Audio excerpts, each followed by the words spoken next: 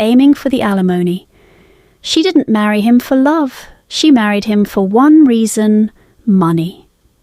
Imagine discovering that you're living inside a novel, and worse, you're the heroine who's supposed to meet a tragic end. Most people would panic, but Ibelin? She makes a business plan. She'll marry the cold Duke Dyffrin, survive the marriage for exactly 2 years, collect a massive divorce settlement, and disappear. Simple, right? Except Ibelin makes one tiny mistake. She forgets to account for the possibility that her husband might actually start falling for her. And the more she tries to prepare for their divorce, the harder Dyffrin seems determined to make it happen. So let's get into the story of aiming for the alimony. Ibelin's situation is already strange from the beginning. She's reincarnated into the world of a dark fantasy novel, and she knows exactly how dangerous this world can be. She also knows that the original version of Ibelin is headed toward a tragic fate. So she refuses to simply sit around and wait for the story to kill her. Instead, she decides to take control, and that's when she comes up with her brilliant escape plan. She'll marry Dyffrin, stay with him for 2 years, make sure she has enough financial security to survive on her own, then divorce him and leave. No unnecessary romance, no emotional attachment, no happily ever after. Just a very profitable exit strategy. And honestly, Ibelin is completely serious about it. Then comes the man standing between Ibelin and her perfect plan. Dyffrin. He's powerful, intimidating, and known for being cold and indifferent, which, from Ibelin's perspective, is actually perfect. Because if he doesn't care about her, then leaving him after 2 years should be easy. So she enters the marriage expecting a distant husband and a predictable relationship. But very quickly, something feels wrong. Not wrong in the way she expected. Wrong because Dyffrin is becoming difficult to predict. Ibelin begins noticing little changes. He pays attention to her.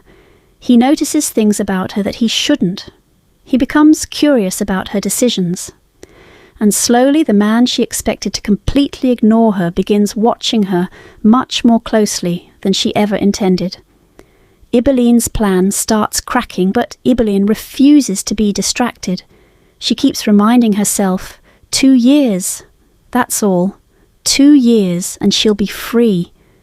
And this is where the story becomes so entertaining, because while most romantic heroines are thinking about how to make their husband fall in love with them, Ibelin is basically thinking, how do I maximize my divorce settlement? Every interaction becomes part of her larger plan. She wants Dyffrin to owe her. She wants to make herself valuable. And most importantly, she wants to make sure she has enough power to walk away when the time comes. But there's a problem. Dyffrin isn't the emotionless man she thought he was. As Ibelin and Dyffrin spend more time together, their relationship becomes increasingly complicated. The distance between them begins to disappear, and Dyffrin starts seeing Ibelin as something much more than a temporary wife. But Ibelin doesn't know what to do with this change, because she came into the marriage with a very specific goal. She wasn't looking for love. She was looking for freedom. And now the very person she planned to leave behind is becoming someone she can't easily ignore. The irony is almost hilarious. She wanted her husband to become financially indebted to her, but instead, their relationship is becoming emotionally complicated. There's another problem. Ibelin entered this world knowing the original story. That knowledge was supposed to be her greatest advantage. She knew what was coming.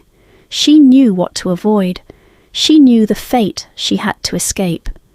But the moment she started making different choices, the story began changing too. And that means her knowledge of the future becomes less reliable. Every decision creates another unexpected consequence.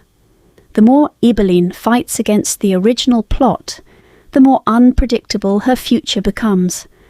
And eventually, she has to confront a frightening possibility.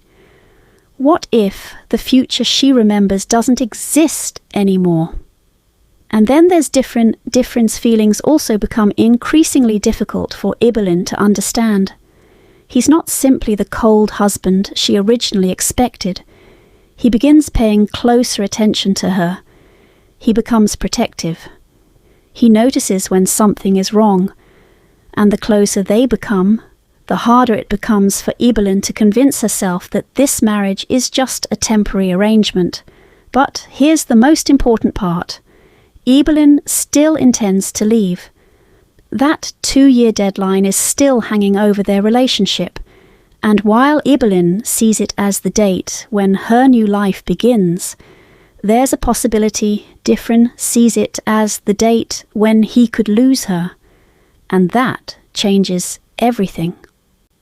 At this point, the story isn't simply about a woman trying to escape a tragic novel anymore. It's about two people whose relationship is developing in a way neither of them originally planned. Ibelin wants control over her future. Dyffrin is becoming part of that future, and the closer they get, the more complicated her original plan becomes. Because what happens when the woman who planned her entire life around divorce suddenly has a reason to reconsider? Does she choose the money? Does she choose freedom? Or does she choose the man she never intended to love? And here's where we have to stop, because aiming for the alimony is still ongoing. So there isn't a canon final ending yet.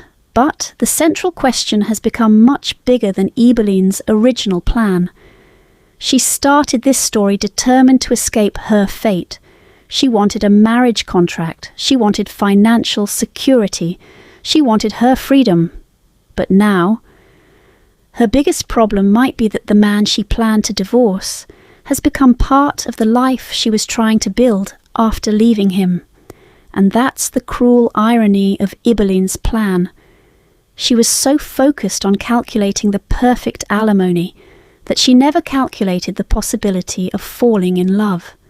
So, after everything Ibelin has done to secure her escape, will she actually be able to walk away when those 2 years are finally over?